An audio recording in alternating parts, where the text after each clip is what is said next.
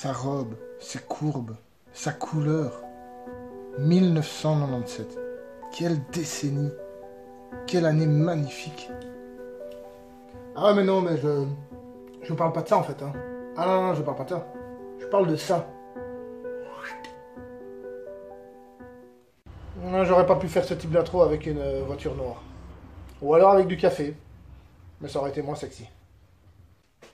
Eh oui, le vin c'est bon, les bagnoles c'est mieux. Bienvenue sur Very Pretty Cars.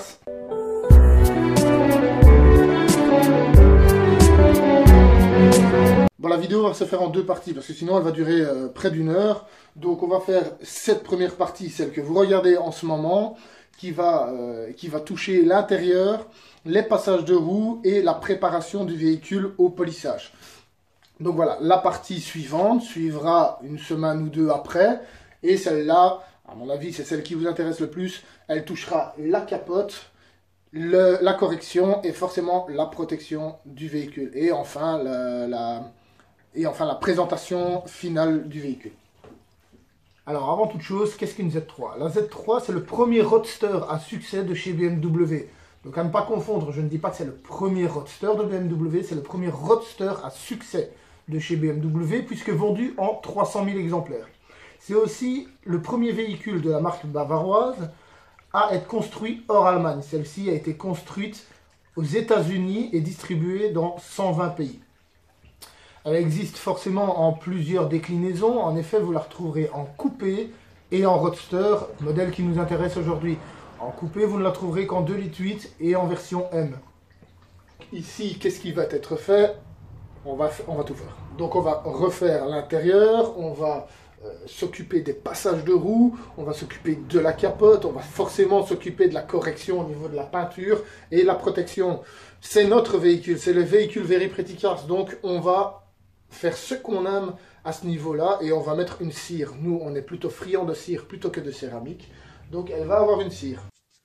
Voilà, il ne me reste plus qu'à commencer. Tout au long de la vidéo, je vous montrerai, je vous présenterai un peu les produits que j'utilise. Le processus que je ne montrerai pas, c'est la restauration du volant de la Z3, vu qu'il y a déjà une vidéo qui concerne celle-ci. Donc, je vous invite à aller voir cette vidéo si vous ne l'avez pas. Je le mettrai dans les liens de la description. Vous allez voir, le résultat est assez bluffant quant au avant-après de la restauration du volant. Il ne me reste plus qu'à démonter le siège et on est parti pour commencer.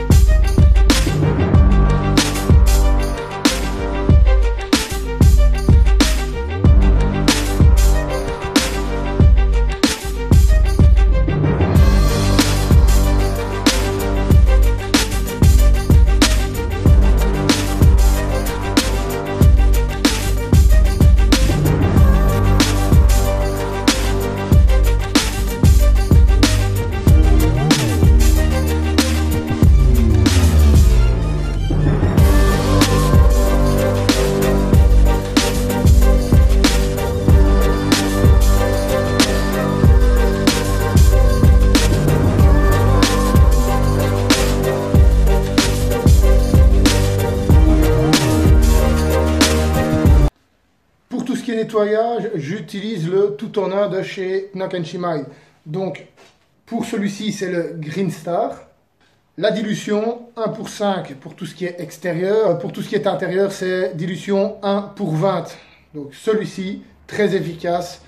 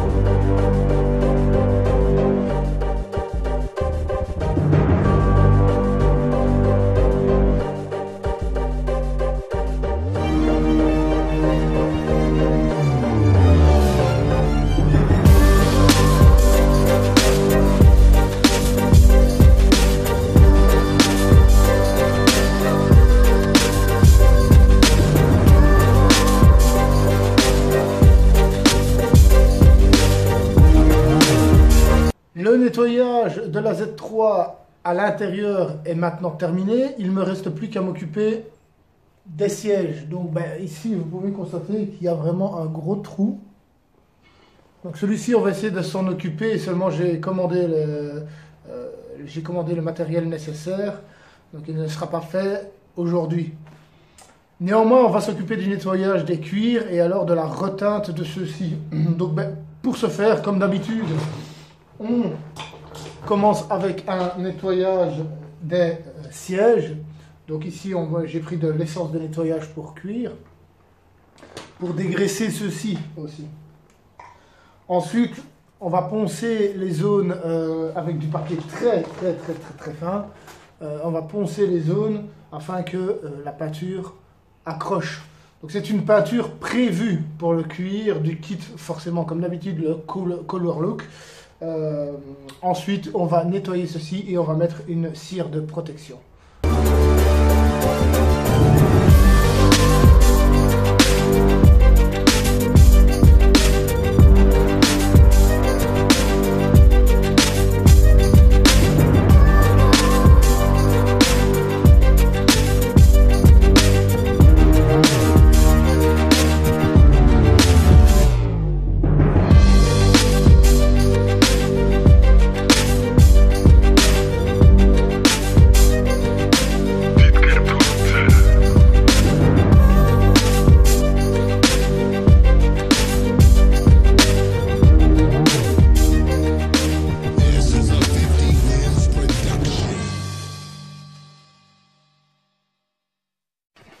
Donc voilà notre premier siège de notre Z3.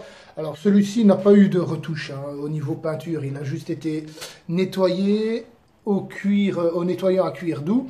Après je lui ai mis l'essence de nettoyage et forcément il a récupéré son aspect mat, donc son aspect d'origine. Pour vous remontrer, voilà le siège conducteur avec le dégât qui est juste là. Le siège conducteur qui lui n'a subi aucun traitement jusqu'à présent et donc celui-là aura, quand on voit la tache là, aura clairement besoin de recoloration. Donc voilà, siège traité, siège non traité. On voit bien que celui-ci est vraiment brillant et celui-ci est mat. J'ai rénové un siège sur les deux d'une Alpha GTV où là la différence est vraiment flagrante. Voilà, les deux sièges étaient dans le même état. Comme vous pouvez constater, celui-ci n'a absolument subi aucun traitement. Les craquelures sont complètement là. Le haut du siège, si ce n'est là, le reste est dans un état assez correct. Mais là, par contre, c'est un désastre. Et c'était exactement la même chose pour celui-ci. Donc celui-ci qui, par contre, a été complètement rénové. Pareil, il a récupéré son aspect mat. Il peut paraître un peu brillant parce que la lumière réfléchit directement dessus. Mais en fait, il est relativement mat, donc je ne sais pas si ça se voit bien à la caméra. Je prends un peu de recul pour que vous puissiez constater les deux sièges, la différence entre les deux sièges. Je le répète, ils étaient dans le même état. Donc celui-ci avait toutes les craquelures que celui-là a actuellement. Voilà.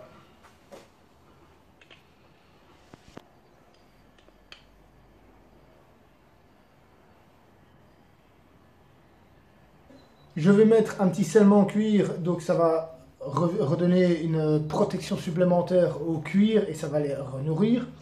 Ensuite, après, je vais mettre le Leader Scent de Chemical Guys.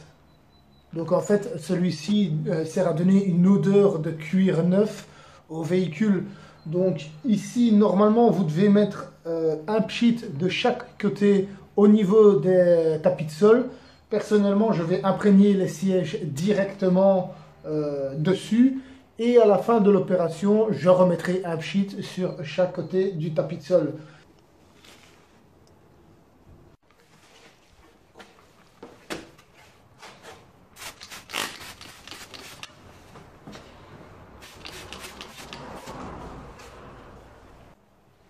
Voilà, il aura fallu une bonne heure de travail et bon le résultat, une fois de plus, à vous de juger si vous trouvez le résultat satisfaisant. Sur la rénovation des cuirs, bon, évidemment, je ne suis pas magicien, donc, encore et toujours ceci, on va regarder ce qu'on sait faire un petit peu plus tard. Maintenant, je pense qu'ils ont récupéré quand même un aspect beaucoup plus neuf. Bon, il ne faut pas oublier que ceux-ci sont des sièges qui ont 23 ans. La sellerie n'a jamais été refaite, donc c'est vraiment le siège d'origine. Donc ils sont quand même dans un très bon état malgré tout, malgré ceci, oui. Les sièges sont maintenant remis en place. Il m'aura fallu 5h30 de travail pour refaire complètement tout l'intérieur. Je vous propose de voir le résultat.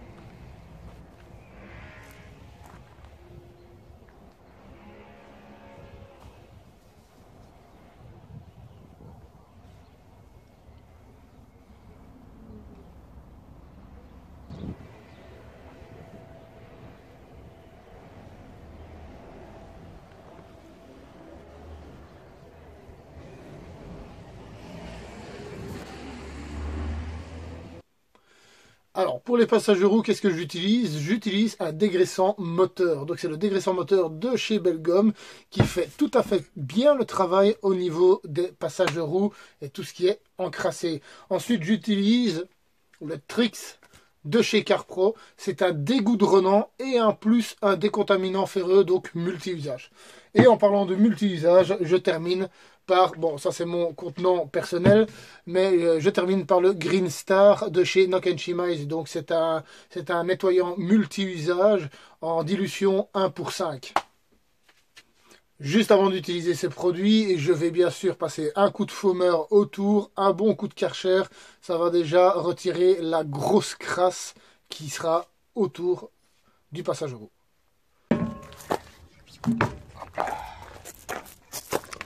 Forcément, on peut voir, c'est extrêmement crassé. Y aller directement au dégraissant, ça sert à rien. Il faut mettre un petit coup de foameur là-dedans et un petit coup de Karcher. On est parti.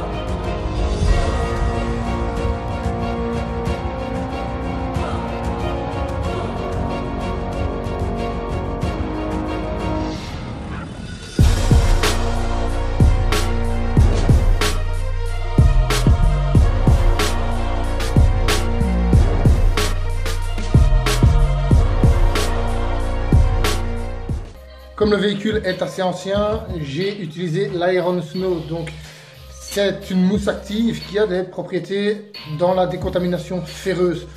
Donc, ceci, plus de l'Iron X, plus la décontamination mécanique, comme ça, on aura vraiment mis l'accent sur la décontamination du véhicule.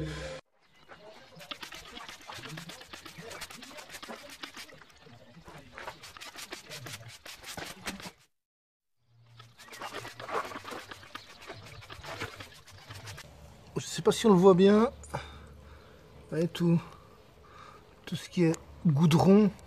Hop. Donc ça forcément faut s'en occuper aussi. Le Trix fait super bien l'affaire. C'est un décontaminant ferreux en plus d'être un dégoudronnant.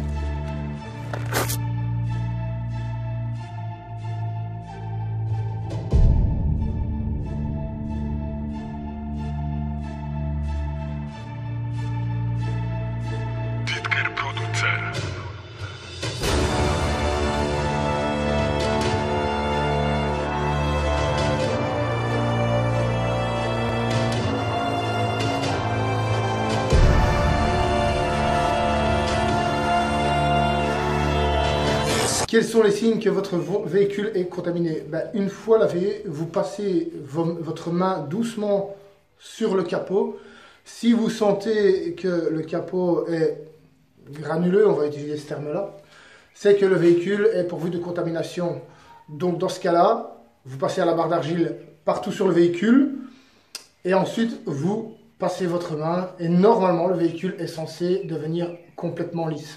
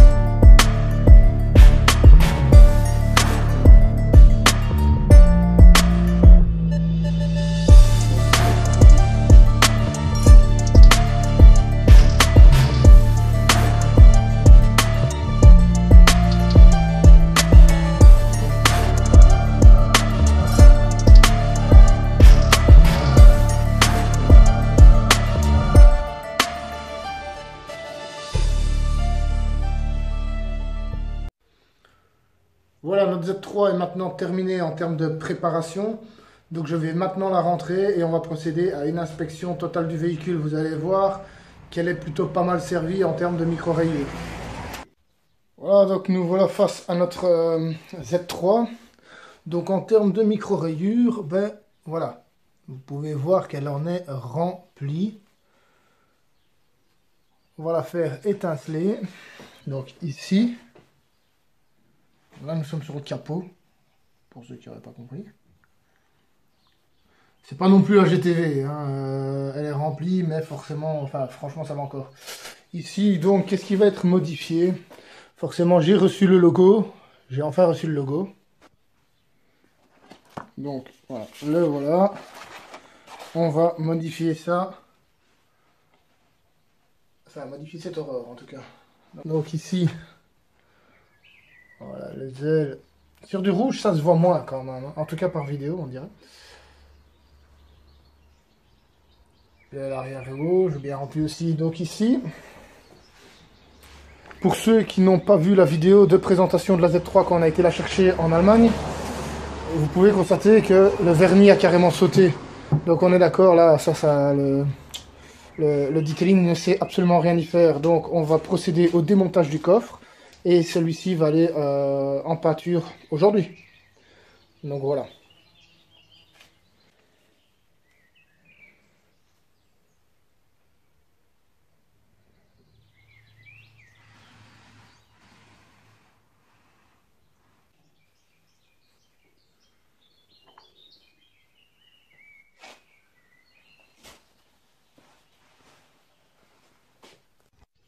En gros, vous l'aurez compris, toute la voiture est dans cet état-là. Donc rien d'insurmontable, c'est pas non plus c'est pas la pire voiture que j'aurais eue. Ça devrait pas être un boulot trop difficile. Néanmoins, on est parti. On va essayer plusieurs compounds avec plusieurs pads avant de se lancer dans le travail définitif. Donc la combinaison définitive plutôt.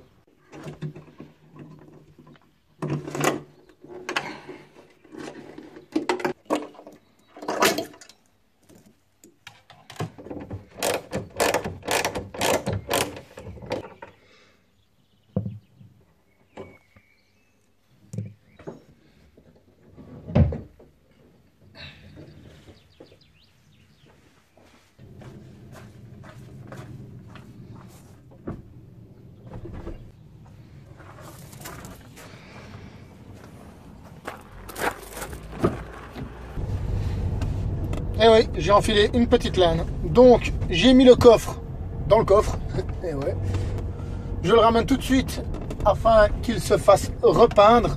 Pour ceux qui pourraient se poser la question, la couleur c'est Elrot et c'est la code couleur 314. Donc voilà. Et voilà, donc la première partie de notre vidéo est maintenant terminée. Je vous rappelle que celle-ci se fera en 2 parties parce que sinon beaucoup trop longue.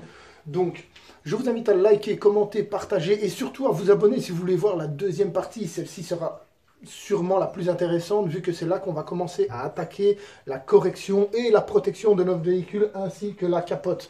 Donc abonnez-vous si vous voulez voir la suite. Likez si vous avez aimé, commentez si vous avez la moindre question et partagez si vous connaissez des gens qui aiment ce type de vidéo.